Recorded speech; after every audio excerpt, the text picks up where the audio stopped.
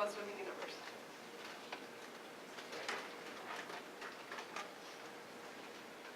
Okay, we did our practicum for Josh Chatfield. He's the fitness and aquatic manager of the Bowling Green Recreational Center. And we did our practicum over September through December. We didn't really meet at like certain times. We basically met, we did a lot of independent work, and then we met when we both had times on our schedule. We were asked to compare a few specific topics. We had to compare the daily admissions and season pass sales of the pool. We had to basically analyze the overall cost and revenue of the entire summer. And also we had to go through and look at the peak use of the pool and, excuse me, the peak use of the pool in correlation with the attendance and like the temperature of the day. And overall, we basically just had to find any correlations that we could. Josh gave us a whole bunch of numbers, a whole bunch of just random papers, and he basically told us to find whatever we could find. And the old pool is the picture on the left, and then the new pool, there wasn't actually a picture of, but it's basically a layout. And it's a lot better than the old pool, so it's pretty easy to see why it's gotten a lot more popular. And just get back up a little bit. And this pool is actually located, I don't know if you guys are familiar with City Park. It's about a half mile, I'd say, from here. It's a great place to run and swim. So, that's where it's located at now.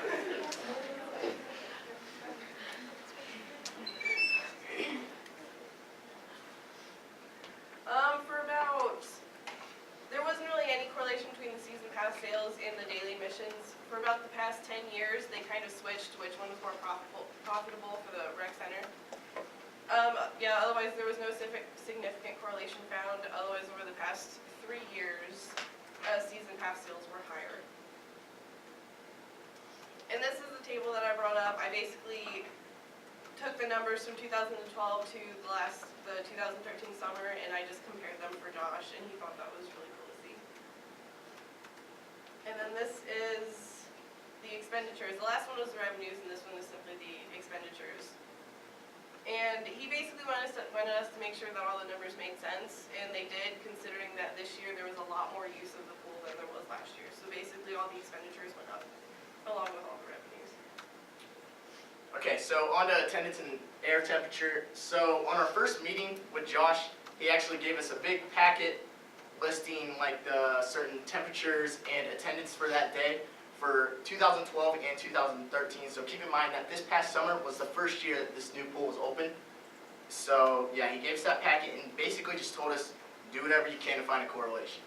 And sadly, we didn't find a definite correlation. We found some correlations, but not good enough. And the reason why he really stressed this upon us is because I guess knowing how many people would go at a certain temperature, knowing that correlation, he would know how many lifeguards he would need on any given day. So otherwise, since he had no idea how many people would be there, he would have to schedule as many lifeguards as he could for every day, even if there would be 100 people compared to 1,000 people that day. So to begin to find our correlation, we began by graphing using many different scatter plots to kind of support a correlation, but again, there was no correlation. So this first one, over here, the blue one, is the attendance versus temperature. So the blue dots symbolize the day in, this is 2013. Yeah, this is this past summer's data. So in 2013, each dot symbolizes the day and the temperature and the attendance at that day. So as you can see, there is slightly a positive correlation, but there are some outliers in this one. So, and then we kind of added some stipulations to this graph. So we kind of separated it into days that were cloudy and days that were sunny. And as you can see that, obviously it's kind of common sense, but sunny days showed more attendance than cloudy days. For the next graph, we just basically separated them. So we put them together in the previous graph, and now we basically separated them into two scatter plots. Then we basically guessed the temperature. Like we picked 80 degrees because it's not really scorching and it's not really cold. So we kind of picked a midpoint temperature, and we kind of went off that and created a graph showing the attendance versus temperature when it's below 80 degrees and attendance versus temperature when it's above 80 degrees. So as you can see, again, there is a positive correlation with the attendance 80 degrees or above, and it's slightly above. There's, what am I trying to say? It's the attendance is, when it's above 80 degrees, the attendance would increase. So then we separated this into even more groups, which were when it's clear, when it's mostly cloudy, when it's partly cloudy, overcast, and again cloudy. And this one is basically just between the degrees of 78 and 82 because those were the days. It was basically the main midpoint because you could have anywhere from, what, like 60 people or so all the way up to 800 or 900 people. And then we picked out we separated the week that showed the most attendance in 2013, so this past summer. And we found that every single day that week, there was a heat index above 90 degrees. So that's maybe the main thing that we found that maybe Josh can kind of take out of this project is that when the heat index is above 90 degrees, you better expect a lot of people to come to the pool that day. And then we just created a bar graph that of 2012 attendance and 2013 attendance by day. And as you can see, in 2012, Wednesday was the big day, which is very surprising because it's, you know, midweek, but it is during the summer, so obviously the kids don't have school. And 2013, Friday was the big day.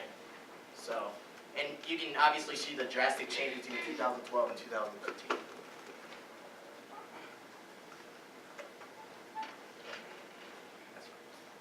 And even though no significant correlations were found, we basically came up with ideas of how to interpret the data that we found.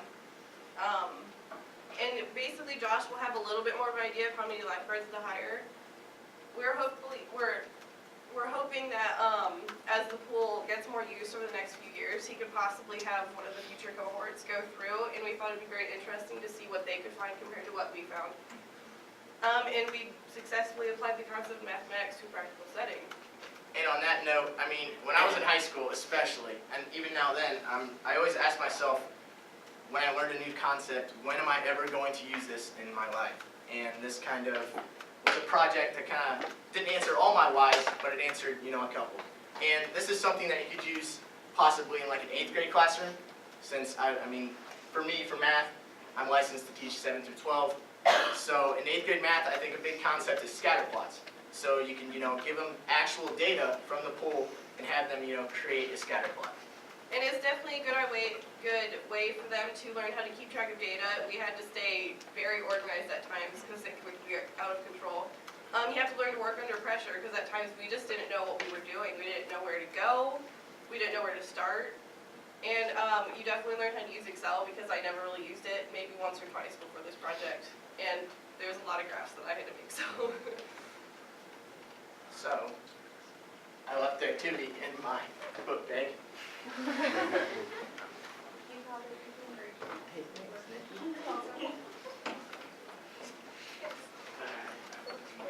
So for the activity, I'm going to have you guys partner up. So just whoever's next to the other one, partner up. There's I, just make those up.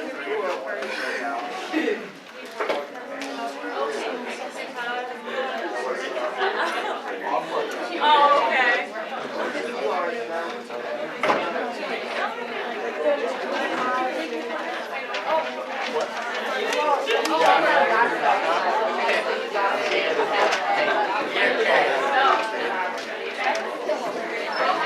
So what we're going to do is you guys are each going to get a blank sheet of paper and some actual data that was collected either in 2012 or 2013. Okay, so you don't have to do anything with the scrap paper. You just need to analyze the data. You can create your own scatter plot if you want to. I bind it because scatter plots are awesome. But yeah. We'll give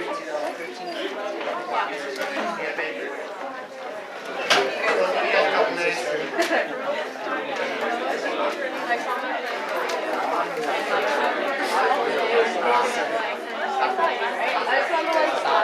Is that obviously 2012 attendance was much less than 2013.